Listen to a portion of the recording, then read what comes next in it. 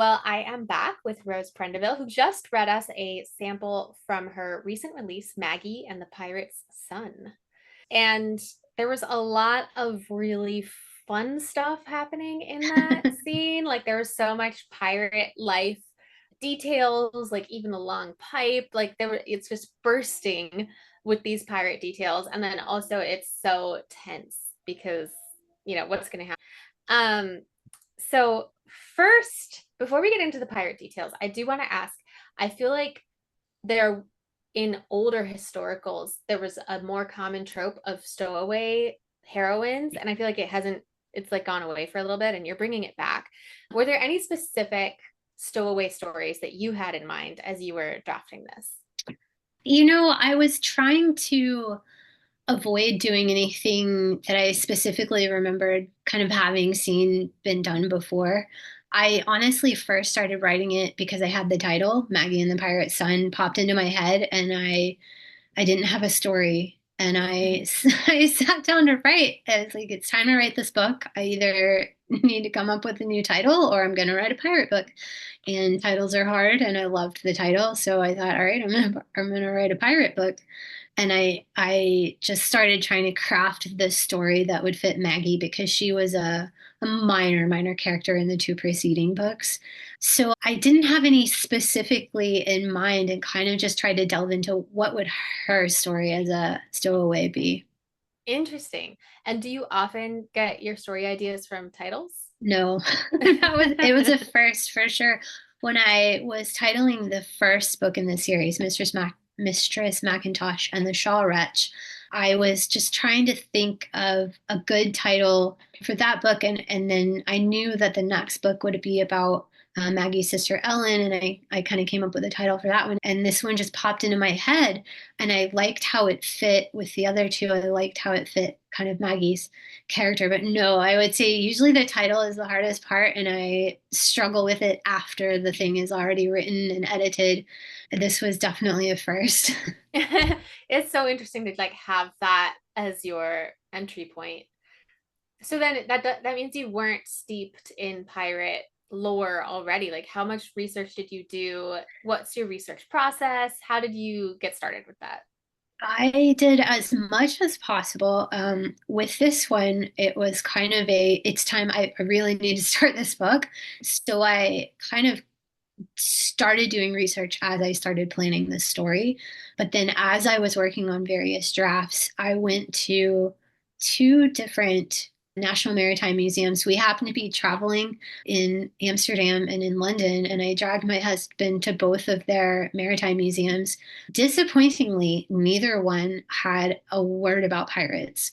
So I was it was starting to feel deliberate. It was very focused on the tea company and the merchant, marine life, and That's it really interesting. it's almost like they went out of their way to not talk about piracy. It was so strange, but I was able to still immerse myself in fairly time period appropriate nautical artifacts and history. And then when we got home, I made a trip to it's called the Pirate Treasure Museum in St. Augustine, Florida, which was specifically a pirate museum.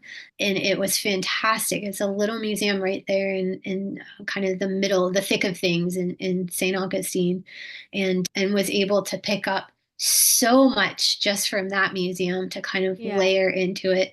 And other than that, lots of research looking up historical documents as much as I could, kind of as I would come across something, looking up, is this realistic? There's lots of great web resources, particularly in history for kids, that talk about pirate lingo and life aboard a pirate ship. And some of it's kind of lower level, and some of it is really just very fascinating. So I layered in as much as I possibly could.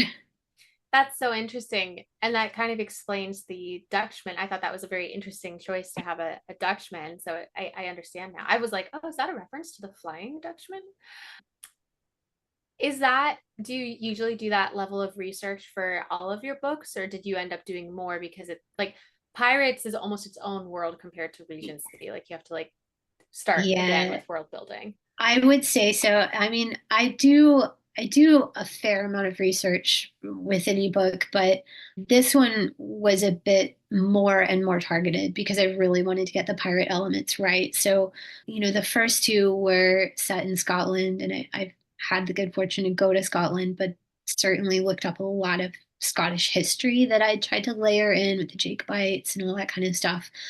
But this was kind of a whole nother level of, the language and the history. And, this book is set right at the tail end of the golden age of piracy.